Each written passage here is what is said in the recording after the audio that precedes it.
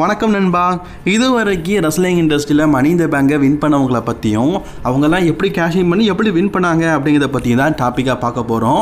மணி in the பேங்கை முதலில் கொண்டு வந்தவர் அப்படிங்கிறது கிறிஸ் ஜெரிகோ தான். டபிள்யூடபிள்யூல பார்த்தீங்கன்னா பல ரெஸ்லர்ஸ் வந்து ரெஸ்ல்மேனியாவில் மேட்ச் இல்லாமல் இருக்கும்போது ஒரு கான்ட்ராக்ட் அதை எனி டைம் எனி பிளேஸில் கேஷிங் பண்ணி அவங்க சாம்பியன் ஆகலாம் அப்படிங்கிற ரூல்ஸ் அண்ட் ரெகுலேஷனை கொண்டு வந்தவர் கிறிஸ் ஜெரிகோ. கிறிஸ் ஜெரிகோனால தான் பார்த்தீங்கன்னா ரெஸ்ல்மேனியாவில் மணி இந்த பேங்க் அப்படிங்கிற மேட்ச் நடந்தது. கிட்டத்தட்ட 7-8 பேர், அதாவது யாரெல்லாம் ரெஸ்ல்மேனியாவில் மேட்ச் இல்லாமல் இருக்காங்களோ அவங்க எல்லாருமே பார்த்தீங்கன்னா இந்த லேடர் மேட்ச்சில் இருப்பாங்க. அஃப்கோர்ஸ் இதில் வின் பண்ணவங்க எல்லாருமே சாம்பியன் ஆகிறதுக்கான வாய்ப்பு இருக்கும். முதலாக எட்ஜ் பார்த்தீங்கன்னா மணி இந்த பேங்கை வெற்றி பெற்றார். அது ஒரு கோல்டன் மூமெண்ட். ஏன்னா எட்ஜ் பார்த்தீங்கன்னா அந்த மணி இந்த பேங்கை ஜான்சினா கிட்ட கேஷிங் பண்ணி சாம்பியன் ஆனார். இது உண்மையிலேயே ஒரு ஷாக்கிங்கான விஷயமா இருந்தது. ஸோ எட்ஜ் முதல்ல பார்த்தீங்கன்னா மணி இந்த பேங்கை வின் பண்ணி ஸோ மணி இந்த பேங்க் மூலியமாக டபிள்யூடபிள்யூ சாம்பியன்ஷிப்பே நீங்கள் வின் பண்ணலாம் அப்படின்னு காட்டினவர் தான் எட்ஜி. அதுக்கு அடுத்த வருஷம் ராவன்டன் ஆர்விடி பார்த்தீங்கன்னா மணி இந்த பேங்கை வின் பண்ணார். பொதுவாகவே மணி இந்த பேங்கோடைய கலர் வந்து பிளாக் தான், ஆனால் கஸ்டமேட்டும் பண்ணலாம், அவங்களுக்கு விருப்பத்துக்கு ஏற்ற மாதிரி கஸ்டமேட்டும் பண்ணலாம் அப்படிங்கிறத கொண்டு வந்தவர் ஆர்விடி. அவர் ஓப்பனாகவே சொல்லிட்டார், நான் ECW ரெஸ்லர், கண்டிப்பாக ECW அரினாவில் வந்து உன் சாம்பியன்ஷிப்பை புணுவேன். சொன்ன மாதிரியே ECW அரினாவில் ECW ஷோவில் WWE சாம்பியன்ஷிப் பார்த்தீங்கன்னா புரிங்கிருப்பார் ஆர்விடி. அதெல்லாம் ஒரு கோல்டன் மூமெண்ட் அப்படின்னு சொல்லுவோம். சரி, அடுத்த வருடம் 3வது வருடம் யார் வெற்றி பெற்றா அப்படின்னு கேட்டிங்கன்னா மிஸ்டர் கேனடி வெற்றி பெற்றார். ஆனால் மிஸ்டர் கேனடி அந்த ரெஸ்ல்மேனியாவில் வெற்றி பெற்றதுக்கு அப்புறமா அவருக்கு இன்ஜுரி ஆயிடுச்சு. ஸோ அதனால் அதுக்கு அடுத்த மண்டே நைட்டால் லேடர் மேட்ச் இல்லாமல் ஒரு நார்மல் மேட்ச், அதுவும் எட்ஜுக்கு அகேன்ஸ்டா. அதில் எட்ஜி வந்து மிஸ்டர் கெனடியை பீட் பண்ணி அந்த மணி இந்த பேங்கை அப்படிங்கிட்டாரு. ஏன்னா மிஸ்டர் கெனடிக்கு இன்ஜுரி இருக்குல்ல. ஸோ அதுக்கப்புறமா இந்த மணி இந்த பேங்கை தி அண்டர்டேக்கர்கிட்ட கேஷிங் பண்ணி வேர்ல்டு ஹெவிவெயிட் சாம்பியன்ஷிப்பை வின் பண்ணார். WWE சாம்பியன்ஷிப்பும் இல்லை, ஹெவிவெயிட் சாம்பியன்ஷிப்புக்கும் இந்த மணி இந்த பேங்கை வச்சு கேஷிங் பண்ணலாம் அப்படிங்கிறத கொண்டு வந்துட்டாங்க. 2 ஹெவிவெயிட் சாம்பியன்ஷிப்புக்கு வேணாலும் இங்கே கேஷிங் பண்ணலாம். ஸோ அடுத்த வருடங்களில் பார்த்தீங்கன்னா இந்த மணி இந்த பேங்க் மேலே ஒரு கிரேஸ் ஃபேன்ஸ் மத்தியில் ரொம்ப அதிகமாகிட்டு. ஸோ ஃபேன்ஸ் எல்லாருமே ரெஸ்ல்மேனியா தாண்டி இந்த மணி இந்த பேங்குக்காகவே எக்கச்சக்க பேர் வந்தாங்க. அதுக்கு அடுத்த வருடம் CM பாங் வெற்றி பெற்றார். CM பாங் பார்த்தீங்கன்னா 2 முறை மணி இந்த பேங்கை வெற்றி பெற்ற எட்ஜையே கேஷிங் பண்ணார். அதுதான் ஹைலைட்டு. அதாவது எட்ஜி தான் மணி இந்த பேங்கை 2 முறை கேஷிங் பண்ணி வின் பண்ணியிருக்காரு. இவர் எட்ஜையே கேஷிங் பண்ணி வின் பண்ணி வேர்ல்டு ஹெவிவெயிட் சாம்பியன்ஷிப்பை வின் பண்ணிட்டார். CM பாங் மாதிரியான ஒரு ரெஸ்லர் அப்போல்லாம் ஒரு அப்படி ஒப்பிடப்பட்ட ஒரு சாமி சைன் மாதிரி உள்ளவர்.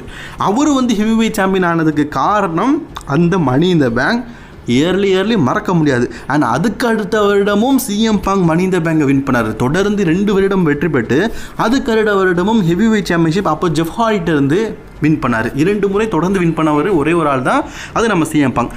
அதுக்கு அடுத்த வருடம் சாங் சோகர் வெற்றி பெற்றார். அவர் கிறிஸ் ஜெரிகோக்கு அகேன்ஸ்டாக தன்னுடைய மணி இந்த பேங்கை பீட் பண்ணி நியூ சாம்பியன் ஆனார். அதுவும் ஒரு ஸ்மாக் டவுனில்.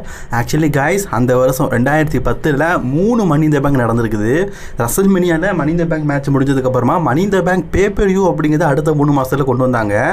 அதில் ஹெவி வெயிட் சாம்பியனான ஜாக் சோகர் வந்து ரே மிஸ்டீரியோக்கு அகேன்ஸ்டாக மணி இந்த பேங்கில் ஒரு ஹெவிவெயிட் சாம்பியன்ஷிப்பை டிஃபெண்ட் பண்ணுற மாதிரி ஒரு மேட்ச் இருந்தது. அதே மாதிரி ரா சைடு தனி ஒரு மணி in the bank, smack down side தனி மணி இந்த பேங்க்னு சொல்லிட்டு 2 மணி இந்த பேங்கையும் நடத்தினாங்க. அதில் ரா சைடு இந்த ரெட் கலர் மணி இந்த பேங்கை வச்சு WWE சாம்பியன்ஷிப்பை மட்டும் தான் கேஷிங் பண்ண முடியும், ப்ளூ கலரை வச்சு ஹெவிவெயிட் சாம்பியன்ஷிப்பை மட்டும் தான் கேஷிங் பண்ண முடியும் அப்படின்னு சொல்லிட்டு 2 மணி இந்த பேங்கை கொண்டு வந்தாங்க. கெயின் மற்றும் ஆல்பமிஸ் அந்த வருடம் விடிச்சு விட்டுருந்தாங்க. கெயின் அன்றைக்கே பார்த்தீங்கன்னா ஹெவி வெயிட் சாம்பியன் தான் அப்போ தான் வின் பண்ணியிருப்பார் ரே மிஸ்டீரியோ. அவர்கிட்ட கேஷிங் பண்ணி நியூ சாம்பியனாக இருப்பார். மிஸ் சடன்லிலாம் கேஷிங் பண்ணலங்க, ரொம்ப நாள் பொறுத்தெடுத்து ராண்டி ஆர்டன் வீக்காக இருக்கிற நேரத்தில் அவர் அப்போ தான் WWE சாம்பியன். ராண்டி ஆர்டன்ட்டு இருந்து WWE சாம்பியன்ஷிப்பை பிடிங்கிருப்பார். மிஸ்ஸோடைய வாழ்க்கையில் WWE சாம்பியன் ஆகிறதுக்கு முக்கியமான ஒரு வழிவகுத்ததுன்னு கேட்டிங்கன்னா அந்த மணி இந்த பேங்க் தான். இல்லாட்டனா ஒரு சாம்பியன் ஆகிருக்க மாட்டார். ஸோ அதெல்லாம் மறக்க முடியாத ஒரு விஷயம். சரி, அதுக்கு அடுத்த வருடம் பார்த்தீங்கன்னா இதே மாதிரி 2 money in the bank ladder match நடந்துட்டாங்க. ஸ்மாக் டவுன் சைடு ஒன்று, அதே மாதிரி ரா சைடு ஒன்றுன்னு. ஸ்மாக் டவுன் சைடு இருக்கிற அந்த ஹெவிவெயிட் சாம்பியன்ஷிப்புக்கு கேஷிங் பண்ணுற மணி இந்த பேங்கை டேனியல் பிரைனும், ரா சைடு WWE சாம்பியன்ஷிப்பை கேஷிங் பண்ணுற அந்த ரெட் கலர் மணி இந்த பேங்கை ஆல்பர்டோ டெல் ரியோவும் வின் பண்ணியிருந்தாங்க. இதில் 2 பேருமே சக்ஸஸ்ஃபுல்லி மணி இந்த பேங்கை கேஷிங் பண்ணாங்க. சம்மர்ஸ்லாம் மெயின் அமௌண்ட்டில் ஆல்பர்ட் ரியோ தன்னோட மணி இந்த பேங்கை கேஷிங் பண்ணி WWE சாம்பியன்ஷிப்பை வின் பண்ணியிருப்பார். சம்மர்ஸ்லாம் மெயின் அமௌண்ட்டில் வின் பண்ண ஒரே ஆள் ஃபஸ்ட் டைம் இவர் தான். அதுக்கப்புறம் தான் மற்றவங்களாம் கேஷிங் பண்ணாங்க. அடுத்து டேனியல் பிரைன் ரொம்ப நாளுக்கு அப்புறமா TLC பேப்பரில் பிக் ஷோ மார்க்கின்றிட்ட தன்னுடைய ஹெவி வெயிட் சாம்பியன்ஷிப்புக்காக மணி இந்த பேங்கை கேஷிங் பண்ணி வின் பண்ணியிருப்பார். அதெல்லாம் ஒரு கிரேட் மூமெண்ட்டாக இருந்து கைஸ். அடுத்தது 2013 அப்படிங்கிறது ஒரு நல்ல வருஷம் தான். ஏன்னா அந்த வருஷம் பார்த்தீங்கன்னா டாப் சிக்லர் வந்து ஸ்மாக்டவுன் சைடு இருக்கிற ஹெவி வெயிட் சாம்பியன்ஷிப்பை கேஷிங் பண்ணதுக்காக அவர் மணி இந்த பேங்கை வின் பண்ணியிருந்தார். அதே மாதிரி ரா சைடு ஜான்சினா, நம்ம ஜான்சினா இருக்கார்ல, மற்றவங்கள மாதிரி வீக்காக இருக்கிற நேரத்துலலாம் போய் மணி இந்த பேங்கை கேஷிங் பண்ண மாட்டாராம். நான் டேரெக்டாக மணி இந்த பேங்கை கேஷிங் பண்ணுறேன்னு சொல்லிட்டு கேஷிங் பண்ணியிருப்பார். பட் ஆனால் அந்த மேட்ச்சில் பிக் ஷோ வந்து குறுக்கால மேட்சை டிஸ்குவாலிஃபை பண்ணி போட்டுருப்பார். ஸோ மணி இந்த பேங்கோட நிலைமை என்னாச்சுன்னே தெரியாமல் தோற்று போயிருப்பார். ஆக்சுவலி அன்னைக்கு இந்த மேட்ச் வந்து முடிஞ்சதுனால சம்மர் ஸ்லாமில் ட்ரிபிள் ஹிட்டாக நடந்திருக்கும். பட் ஆனால் ஜான்சனோடைய ஃபெயிலியர் மாதிரி சிக்லருக்குல்ல, சிக்லர் பார்த்தீங்கன்னா சக்ஸஸ்ஃபுல்லி தன்னுடைய மணி இந்த பேங்கை கேஷிங் பண்ணி ஹெவி வெயிட் சாம்பியன் ஆனார். காய்ஸ், ஒரு இன்ட்ரெஸ்டிங் ஃபேக்ட் என்ன தெரியுமா?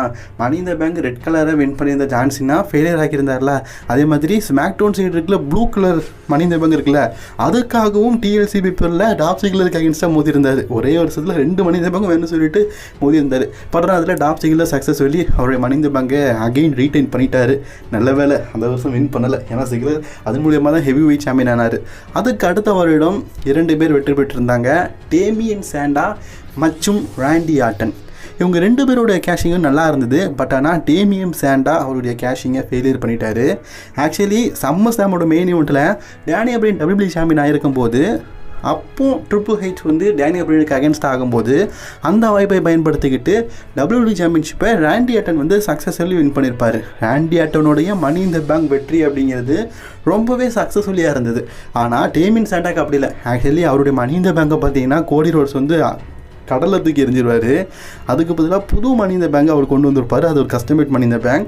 ஜான்சனை ஹெவி வெயிட் சாம்பியன் அடுத்த நாளே பார்த்தீங்கன்னா தன்னுடைய மணி இந்த பேங்கை கேஷ் பண்ணி ஹெவி வெயிட் சாம்பியன் ஆகணும்னு ஆசைப்பட்டிருப்பார். பட் ஆனால் அன்னைக்கு ஃபெயிலியர் ஆயிடுச்சு. ஜான்சனாக போன வருஷம் ஃபெயிலியர் பண்ணார், இந்த வருஷம் டேமியன் சாண்டா ஃபெயிலியர் பண்ணார். அதுக்கு அடுத்த வருடம் ஒரே ஒரு மணி இந்த பேங்க் தான் நடந்தது. அந்த ஒரே ஒரு மணி இந்த பேங்க் மேட்ச்சில் செதரால்ஸ் வின் பண்ணிட்டாரு. அப்போ டபிள்யூபிள்யூ சாம்பியன்ஷிப் ஒன்று தான், WW world heavy championship. So இந்த மணி இந்த பேங்க் மற்ற கலர் மாதிரி இல்லாமல் கோல்டன் கலரில் இருந்தது. இந்த கோல்டன் கலர் சாம்பியன்ஷிப் மணி இந்த பேங்கை ரசல் மேனியாவில் பார்த்தீங்கன்னா கேஷிங் பண்ணி ரோமன் ரெயின்ஸ் எதிர்த்தும் ப்ராக் லெஸ்னர் எதிர்த்தும் சாம்பியன்ஷிப்பை வின் பண்ணார். ஸோ அது பெரிய மூமெண்ட்.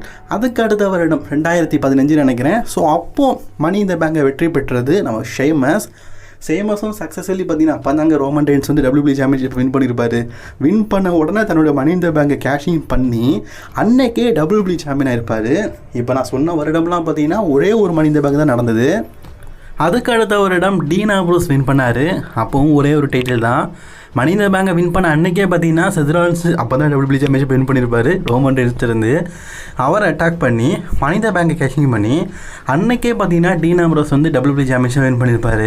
அதெல்லாம் நல்லா இருந்தது.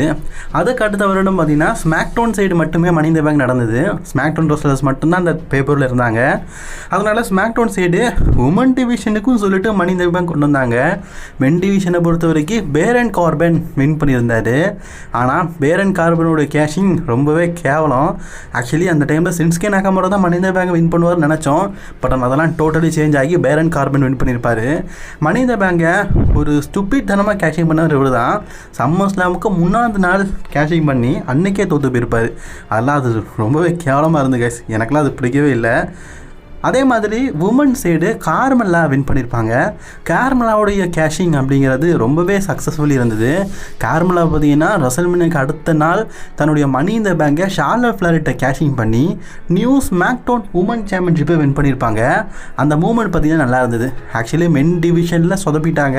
பட் ஆனால் உமன் டிவிஷன் காப்பாற்றி விட்டுருச்சு. அதுக்கு அடுத்த வருடம் ராக்கும் ஸ்மாக்டவுனுக்கும் சேர்த்தே ஒரே ஒரு மணி இந்த பேங்கு, அதை பிரான் ஸ்ட்ரோமன் வின் பண்ணியிருந்தார். அதே மாதிரி உமன் டிவிஷனில் அலெக்ஸா பிளிஸ் எந்த சாம்பியன்ஷிப்பை வேணாலும் அவங்க கேஷிங் பண்ணலாம்.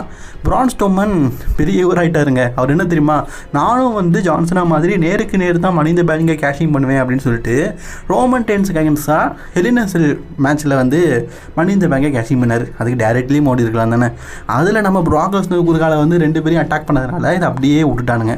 அந்த மணி இந்த பேங்கோடைய நிலைமை என்ன அப்படின்னு தெரியாமல் போயிடுச்சு. அலெக்ஸா பிளிஸ் அன்னைக்கே ராண்டா ரவுசி கிட்ட கேஷிங் பண்ணி அன்னைக்கே பார்த்தீங்கன்னா டபிள்யூபிள்யூடைய ரா உமன் சாம்பியன்ஷிப் வின் பண்ணியிருப்பாங்க. அதுக்கு அடுத்த வருடம் ப்ராக் லெஸ்னர் வின் பண்ணியிருப்பார். ப்ராக் லெஸ்னரை பொறுத்த வரைக்கும் அந்த லேடர் மேட்ச்சில் இல்லவே இல்லைங்க. சாமி செயினுக்கு இன்ஜுரி ஆயிட்டதுனால கடைசி நேரத்தில் பார்த்தீங்கன்னா ப்ராக் லெஸ்னர் வந்து மிஸ்டர் மணி இந்த பேங்கை வின் பண்ணியிருப்பார். ப்ராக் லெஸ்னர் சக்ஸஸ்ஃபுல்லி பார்த்தீங்கன்னா தன்னுடைய மணி இந்த பேங்கை யூனிவர்சல் சாம்பியன்ஷிப்புக்காக ப்ராக் லெஸ்னருக்கு செத் ராலின்ஸுக்கு அகேன்ஸ்டாக கேஷிங் பண்ணியிருப்பார்.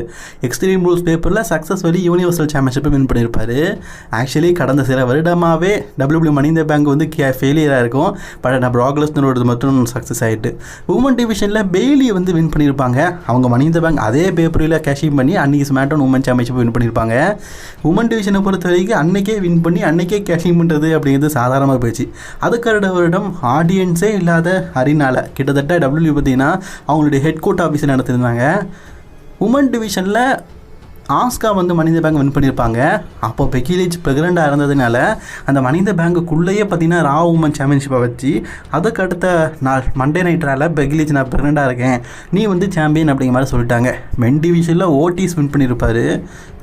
கிழிஞ்சிட லங்காடி ரொண்டி அப்படிங்கிற மாதிரி இருந்தது. ஆனால் ஹெலினா செல் பேப்பரில் ஓடிஸுக்கு அகைன்ஸ்டாக பார்த்தீங்கன்னா மிஸ் வந்து மோதிருப்பார். வின்னருக்கு வந்து இந்த மணி இன் தி பேங்க்னு அதில் மிஸ்ஸு வந்து வின் பண்ணிட்டாரு. இதனால் மிஸ் வந்து second time money in the பேங்கை வின் பண்ணார். அது மட்டும் இல்லாமல் ட்ரூ மாக்கின்டாரை எலிமினேஷன் பேப்பரில் அட்டாக் பண்ணி பாபி லேசரோடைய உதவியினால் டபிள்யூடபிள்யூ சாம்பியன்ஷிப்பை செகண்ட் டைம் வின் பண்ணியிருப்பார் மிஸ்ஸு. அதுக்கு அடுத்த வருடம் பார்த்திங்கன்னா பிக்கி வந்து மணி இன் தி பேங்கை வின் பண்ணியிருந்தார். அதே மாதிரி ஸ்மாக்டவுன் சைடு பார்த்திங்கன்னா நிக்கி ஏஎஸ்ஹெச் அவங்க வின் பண்ணியிருந்தாங்க. அவங்க ரா சைடும் கேஷிங் பண்ணலாம், ஸ்மாக்டவுன் சைடும் கேஷிங் பண்ணலாம். நிக்கி ஏஎஸ் வந்து மணி இன் தி பேங்குக்கு அடுத்த நாள் மண்டே நைட்டால் தன்னுடைய மணி இன் தி பேங்கை கேஷிங் பண்ணி ராவுடைய மெயின் ஈவெண்ட்டில் ரா உமன் சாம்பியன்ஷிப்பை வின் பண்ணியிருப்பாங்க. பிக்கி பார்த்தீங்கன்னா பொறுமை காத்தார். கொஞ்ச நாளைக்கு அப்புறமா பார்த்தீங்கன்னா பாபி லாஸ்லி கிட்ட கேஷிங் பண்ணி அவர் டபிள்யூடபிள்யூ சாம்பியன் ஆனார். அடுத்த வருடம் பார்த்தீங்கன்னா ஆஸ்டின் தேரி மென் டிவிஷனில் வின் பண்ணார். உமன் சைடு வந்து லீவ் மோர்கன், ஆஸ்டின் தேரிலாம் அது குவாலிஃபைல கிடையாது, கடைசி நேரத்தில் ஆட் பண்ணாங்க. Liv Morgan money in the bank win பண்ண அன்னைக்கே வந்து கேஷிங் செய்து அன்னைக்கே உமன்ஸோடைய சாம்பியன் ஆகிட்டாங்க. அதான் சொன்னோம்ல, உமன்ஸை பொறுத்த வரைக்கும் அதிக நாள்லாம் வச்சுக்க மாட்டாங்க, அன்னைக்கே கேஷிங் பண்ணிடுவாங்க. ஆஸ்டின் தேரி ஒரு ஸ்டூப்பிட்டான ஒரு தனத்தை பண்ணார். அதாவது என்னென்னு கேட்டிங்கன்னா தன்னுடைய மணி இன் தி பேங்கை யுனைடெட் டைட்டிலுக்காக கேஷிங் பண்ணார். போச்சு, அதுலேயும் தோற்று போயிட்டார். இந்த அளவுக்கு ஒரு கேவலமான மணி இன் தி பேங்க் கேஷிங் இருக்கவே இருக்காது. அதுக்கடுத்த வருடம் டேமியன் பிரிஸ்ட் வின் பண்ணார். அதே மாதிரி உமன் டிவிஷனில் வந்து யோஸ்காய் வின் பண்ணாங்க. டேமியன் பிரிஸ்ட் காத்திருந்து ரசல் மேனியாவில் ட்ரூ மாக்கின்டையர் வின் பண்ணதுக்கப்புறமா தன்னோட மணி இன் தி பேங்க் கேஷிங் பண்ணி ரசல் மேனியாவில் பார்த்தீங்கன்னா ஹெவி வெயிட் சாம்பியன்ஷிப்பை வின் பண்ணியிருப்பார். அந்த மணி இன் தி பேங்க் சக்ஸஸ்ஃபுல்லி இருந்தது. அதே மாதிரி உமன் டிவிஷனில் யோஸ்காய் வின் பண்ணியிருப்பாங்க. அவங்க சம்மர் ஸ்லாமில் கேஷிங் பண்ணி சம்மர் ஸ்லாமில் உமன் சாம்பியன்ஷிப் வின் பண்ணியிருப்பாங்க. அதுக்கு அடுத்த வருடம் ட்ரூ மாக்கின்டையர் மற்றும் டிஃப்னி டேஷன் வந்து மணி இன் தி பேங்கை வின் பண்ணியிருப்பாங்க. ஆக்சுவலி இதில் ட்ரூ மாக்கின்டையரோட money in the bank failure in the bank அப்படின்னு பேர் வச்சுருக்கலாம். டிஃப்னியோட money in the bank is the worth.